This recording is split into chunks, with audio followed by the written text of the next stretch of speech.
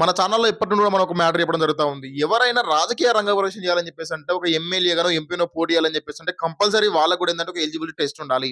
అరే! వాళ్ళ కింద పనిచేస్తున్నటువంటి కానిస్టేబుల్ కన్నా స్టార్ట్ చేస్తే సీపీ వరకు కమిషనర్ ఆఫ్ పోలీస్ కావచ్చు, కలెక్టర్ కావచ్చు, ఎంఆర్ఓ కావచ్చు, ఆర్డీఓ కావచ్చు ఎవరైనా కూడా ఏందంటే ప్రతి ఒక్కరు కూడా వాళ్ళు చదువుకొని ఒక క్వాలిఫైడ్ ఎగ్జామ్ రాసి టెస్ట్ పాస్ అయిన తర్వాత వాళ్ళకి జాబ్ వస్తా ఉన్నది. వీళ్ళందరూ పోయి మళ్ళీ ఏం చదువుకున్నట్టు ఎమ్మెల్యేకు, ఏం చదువుకున్నట్టు మినిస్టర్‌కి ఈ యొక్క బాధలు చెప్పాలని చెప్పేసి అంటే జరుగుతున్నటువంటి సిట్యుయేషన్ చెప్పాలని చెప్పేసి తనకి ఏం అర్థమవుతది? సో అందుకని చెప్పేసి చెప్తా ఉన్నా. కంపల్సరీ వాళ్ళకి కూడా ఒక ఎలిజిబిలిటీ టెస్ట్ ఉండాల్సిందే. అట్ ద సేమ్ టైమ్ ఏంటంటే రాజకీయంగా ఎవరైనా ఒక పార్టీ నుంచి ఇంకో పార్టీకి జంప్ అవ్వాలని చెప్పి అనుకుంటే మినిమం వాళ్ళకి 3-4 ఇయర్స్ గ్యాప్ ఉండాలి. వాళ్ళు ఏ రాజకీయ పార్టీతో సంబంధం లేకుండా 4 ఇయర్స్ వాళ్ళ ఇంట్లో కూర్చుంటారు, ఇట్లా టూర్కి వెళ్తారా మనకు సంబంధం లేదు. ఎక్కడన్నా కూడా మినిమం 4 ఇయర్స్ వాళ్ళ గ్యాప్ వచ్చిన తర్వాతకి వేరే పార్టీలకు జంప్ కావాలి. ఆ పార్టీ జంప్ అయ్యే ముందు కూడా ఏంటంటే ఈ పార్టీని ఎందుకు వీడుతా ఉన్నాడు అని చెప్పేసి ఒక ప్రాపర్ వాళ్ళకి రీజన్ ఉంటే తప్ప వాళ్ళని మళ్ళీ ఇంకో పార్టీలో జాయిన్ చేసుకోవాలి. లేకుంటే కంప్లీట్ గా ఒక రాజకీయ బహిష్కరణ చేయాలి. దాంతో పాటు ఎవరైనా గవర్నమెంట్ ఆఫీసర్ ఏదైనా లంచం తీసుకుని దొరికితే వాళ్ళని సస్పెండ్ కాదు, కంపల్సరీ డిపార్ట్మెంట్ నుంచి మొత్తం తొలగించాలి. అది ఏ డిపార్ట్మెంట్ కావచ్చు.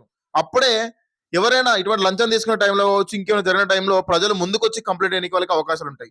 అరే ఈ రోజు మళ్ళీ కంప్లైంట్ ఇచ్చినాక సస్పెండ్ అయితే 2 months కి మళ్ళీ అదే డ్యూటీలో జాయిన్ అయితే ఎవరైతే కంప్లైంట్ ఇచ్చిన వాళ్ళ మీద కక్ష సాధింపు చర్యలు తీసుకునే అవకాశాలు ఉంటాయి. కాబట్టి ప్రజలు ఎవరు ముందుకు రావట్లేదు. రీసెంట్ గా మేము దగ్గరుండి ఫేస్ చేసిన ఒక క్యాండిడేట్ చెప్తా ఉంటారు.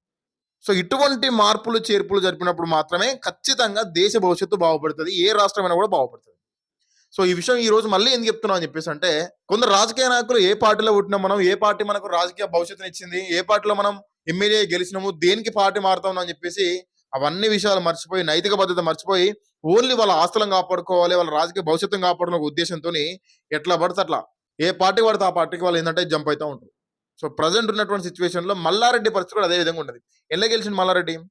బీఆర్ఎస్ పార్టీలో ఉండి గెలిచి 2 సార్లు ఎమ్మెల్యే గెలిచిండు. ఇవన్నీ రాజకీయ విలాసాలు అన్ని అనుభవించిన తర్వాతకి ఇప్పుడు బీఆర్ఎస్ పార్టీ ఓడిపోయేసరికి నేను బీజేపీకి పోవాలా, కాంగ్రెస్ పోవాలా ఒక డైలామాలో ఉన్నాడు. దాన్ని గురించి ఒక అసంతృప్తితోని ఒక కార్యకర్త లెటర్ రాయడం జరిగింది. అది కూడా బ్లడ్ తోని. ఎంత బాధపడితే కార్యకర్త లెటర్ రాస్తాడు. ఆ లెటర్ మొత్తం చదవని అవసరం లేదు. నేను కామన్ చెప్తా ఉంటా. లెటర్ మళ్ళీ మనం స్క్రీన్ మీద ప్లే చేసి చూడండి ఒకసారి. ఏంటంటే మీరు ఉద్యమం టైంలో ఎటువంటి ఉద్యమం చేయకపోయినా కూడా మీకు బీఆర్ఎస్ పార్టీ మీకు టికెట్ ఇచ్చింది, బీఫామ్ ఇచ్చింది, ఎమ్మెల్యే గెలిపించింది, మంత్రి గెలిపించింది, ప్రజలందరూ కూడా మీకు మద్దతు ఇచ్చారు, మీరు గెలిచిరు. పార్టీ ఓడిపోయిన వెంటనే పార్టీ కష్ట సమయంలో ఉన్నప్పుడు మీరు పార్టీని వదిలిపెట్టి వేరే అధికార పార్టీకి కావచ్చు, లేకుంటే వేరే పార్టీకి మీరు గొడుగు పట్టడం కరెక్ట్ కాదు. ఇది కార్యకర్తలనే కాదు, రాష్ట్ర వ్యాప్తంగా కూడా మంచి సూచకంగా అని చెప్పేసి మనకి ఒక కార్యకర్త బాధపడుతూ లేఖ రాయడం జరిగింది. ఇందులో చివాట్లు పెట్టినట్టు ఉన్నాయి. అదే విధంగా మల్లారెడ్డికి గుర్తు చేస్తా ఉన్నారు. నువ్వు వచ్చింది, నీ భవిష్యత్తు స్టార్ట్ అయింది కూడా బీఆర్ఎస్ నుండే బిడ్డ. నువ్వు అనవసరంగా దీన్ని వదిలిపెడితే మాత్రము పార్టీని వదిలిపెట్టి పదవుల కోసం అని చెప్పేసి వాళ్ళ యొక్క రాజకీయ జీవితం కోసం అని చెప్పేసి ఆస్తులను కాపాడుకోవాలని చెప్పేసి మారినటువంటి ఏ రాజకీయ నాయకుడు బాగుపడిన చరిత్ర లేదు. నీ పరిస్థితి కూడా అంతే అవుతుంది. సో కొంచెం దయచేసి ఏం చేస్తున్నావు అనే విషయం ఆలోచించుకోవాలని చెప్పేసి ఒక కార్యకర్త చెప్పడం జరుగుతుంది. అది నిజం. అది ఏ రాజకీయ నాయకుడైనా కావచ్చు. అధికారం పోయిన వెంటనే ఏ పార్టీ అధికారులు ఆ పార్టీకి జెండా వస్తూ ఉంటే తీసుకొని ఆ పార్టీ కన్నా సిగ్గుండొద్దా? అది ఏ పార్టీ అయినా బీఆర్ఎస్ కావచ్చు, కాంగ్రెస్ కావచ్చు, బీజేపీ కావచ్చు. ఈ రోజు బీఆర్ఎస్ పార్టీ రాజకీయ భిక్ష పెట్టి ముందు తీసుకొచ్చి ఎమ్మెల్యే గెలిపించి, మినిస్టర్ గెలిపించి, సరే తన సొంత స్వయం కృషి కూడా ఉంది కావచ్చు. అయినా కూడా పార్టీ బీఫామ్ ఇచ్చి ఇవన్నీ చేసిన తర్వాత పార్టీ ఓడిపోయిన వెంటనే తన ఆస్తి కోసం అని చెప్పేసి వేరే పార్టీకి పోతా ఉన్నాడు. ఆ పార్టీ నాయకులు ఎట్లా అమ్ముతారు నిన్ను? ఆ విషయం ఆలోచించుకో మల్లారెడ్డి.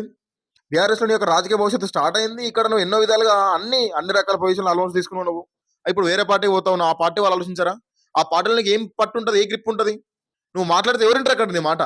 నువ్వు గట్టిగా మాట్లాడతారా? నువ్వు ఆ పార్టీని కాదనుకొని చెప్పి పార్టీకి వచ్చిన భయ్ మేము గట్టిగా ఇంకో పార్టీకి పోతే నీకేందని చెప్పేసి అంటారు. అప్పుడు తలకాయ తీసుకొని ఎక్కడో పెట్టుకోవాల్సి వస్తుంది. అది ఏ రాజకీయ నాయకుడు కావచ్చు. ప్రజెంట్ కూడా కొందరు రాజకీయ నాయకులు ఫేస్ చేస్తా ఉన్నారు కదా. అటు కడియం శ్రీగారు కావచ్చు, దానం కావచ్చు. వీళ్ళు ఏం చేస్తా ఉన్నారు? వీళ్ళ మాట చెల్లుబాటు అవుతా కాంగ్రెస్ లో? పేరుకే వాళ్ళు కాంగ్రెస్ లో ఉన్నట్టు తప్ప వాళ్ళని ఎవరు కూడా వాళ్ళ మాట చెల్లుబాటు ఉంటే అవకాశాలు లేవు. ఎందుకని ఇవ్వరు? అరే పార్టీని పట్టుకున్నటువంటి పెద్దలున్నారు, పార్టీని పట్టుకున్న ఎంతో మంది కార్యకర్తలు ఉన్నారు, రాజకీయ నాయకులు ఉన్నారు. పార్టీ గెలిచిన ఓడినా కూడా నాయం రాజేందర్ రెడ్డి లాంటి యొక్క సీనియర్ కార్యకర్తలు, సీనియర్ నాయకులు ఏంటంటే పార్టీని పట్టుకున్నారు కాంగ్రెస్ లో. వాళ్ళ మాట కాదని చెప్పేసి మీ మాట వింటారా? వినరు కదా. ఏ పార్టీ అయినా అంతే. పార్టీ అధికారంలో ఉన్నప్పుడు ఉన్న వాళ్ళే ముచ్చట కాదు అక్కడ. పార్టీ ఓడిపోయిన తర్వాత పార్టీ కష్టాల్లో ఉన్నప్పుడు నువ్వు పార్టీకి తోడుగా లేవా, అండగా ఉన్నావా లేవా, ఎటువైపు నువ్వు నీ గొడుగు పడతావు అని చెప్పేసి ప్రజలందరూ కూడా చూస్తారు. అదే రాజకీయ భవిష్యత్తు నిర్ణయిస్తుంది నీకు. ఆ మాత్రం మినిమం ఇంగితంగా లేకుండా నీ కోడలు బీజేపీ పోతా అని చెప్పేసి అంటది, నువ్వేమో కాంగ్రెస్ పోతా అని చెప్పేసి అంటావు, లేకుంటే బీజేపీ పోతా అని చెప్పేసి అంటావు. అంటే ఎటు రాజకీయం అధికారంలో ఉంటే ఆ పార్టీకి మీరు జెండలు మారుస్తా ఉంటే ప్రజలేం పిచ్చోళ్ళు కాదు, మేడ్చల్ వాళ్ళు. నీవు ఈ విధంగా ఆ తట్టు మీద కాలు ఈ తట్టు మీద కాలు ఇస్తే మాత్రం కంపల్సరీ ఎటు కాకుండా పోతావు, మధ్యలో నిలబడతావు. ఇది గుర్తుపెట్టుకో మల్లారెడ్డి. ఏ పార్టీ కూడా దగ్గరదే నిన్ను. ఈ రోజు నువ్వు బీఆర్ఎస్ వదిలిపెట్టిపోతే మళ్ళీ బీఆర్ఎస్ వీళ్ళు తీసుకోరు. నువ్వు కాంగ్రెస్ లోకి వెళ్తే కాంగ్రెస్ లో నీ మాట చెల్లుబాటు కాదు. అరే నువ్వు నీకు రాజకీయ భవిష్యత్తు పెట్టినటువంటి ఒక బీఆర్ఎస్ పార్టీని వీడొచ్చినావు. ఈ రోజు మా పార్టీలో ఏమైనా జరిగితే ఈ పార్టీకి వెళ్ళి ఇంకో పార్టీ అని చెప్పి గ్యారంటీ ఏమని చెప్పేసి అడుగుతారు. అప్పుడు ఏం చెప్తావు?